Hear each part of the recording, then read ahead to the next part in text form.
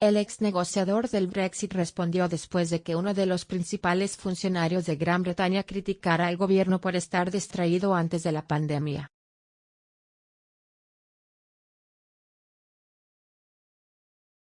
Lord Frost ha defendido el enfoque del gobierno de Boris Johnson en el Brexit en el periodo previo a la pandemia.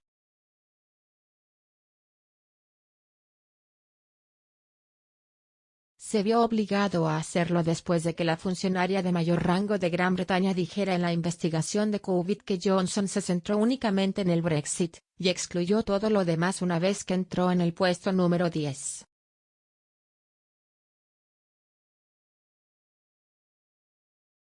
Al presentar pruebas a la investigación, Helen McNamara argumentó que Gran Bretaña había estado a la defensiva cuando se produjo la pandemia en marzo de 2020.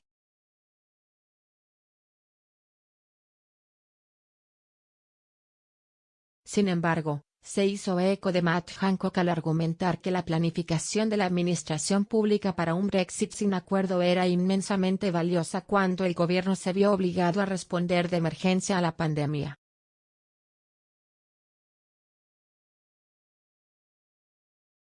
Lord Frost ahora ha respondido diciendo que por supuesto el Brexit fue el único foco del gobierno en la segunda mitad de 2019, aunque no tenía por qué ser así.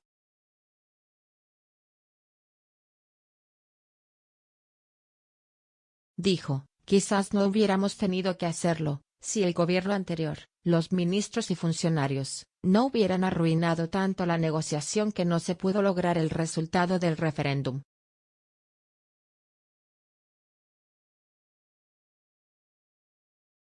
Estábamos en la mayor crisis constitucional en 100 años. Evidentemente, esa tenía que ser la abrumadora prioridad del gobierno.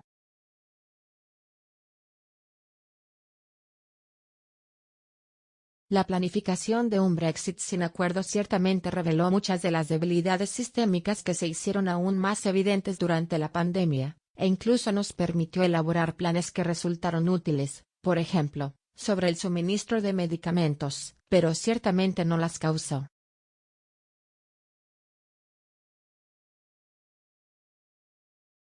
Más tarde discutió con un usuario de X que lo acusó de ser el colmo absoluto de la arrogancia al sugerir que un acuerdo Brexit era más importante que las vidas de los ciudadanos británicos.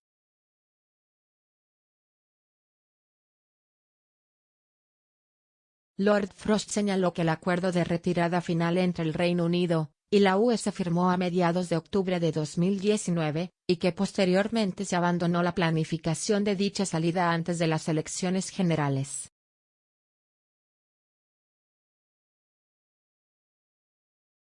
Dijo, nadie fuera de Wuhan había oído hablar del COVID hasta enero de 2020. Por lo tanto, es simplemente una imposibilidad cronológica que el trabajo del Brexit en 2019 pudiera haber distraído la atención de una crisis imprevisible en 2020.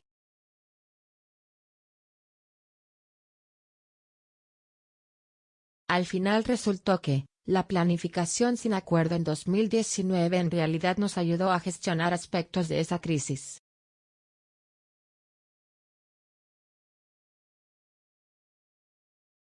Concluyó, toda esta teoría de la distracción del Brexit simplemente no concuerda con los hechos.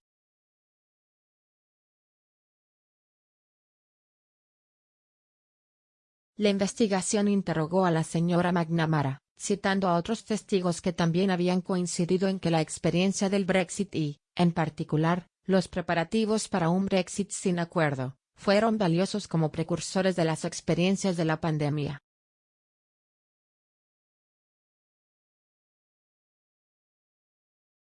El ex subsecretario del gabinete estuvo de acuerdo con esos argumentos y dijo que eran inmensamente valiosos.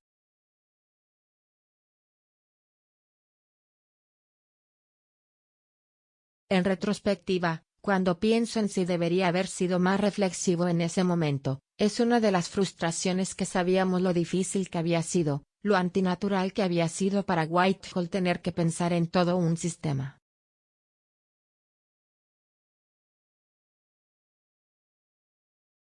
Y pensar en cosas en las que no teníamos práctica, y trabajar colectivamente en una amplia gama de políticas y áreas operativas.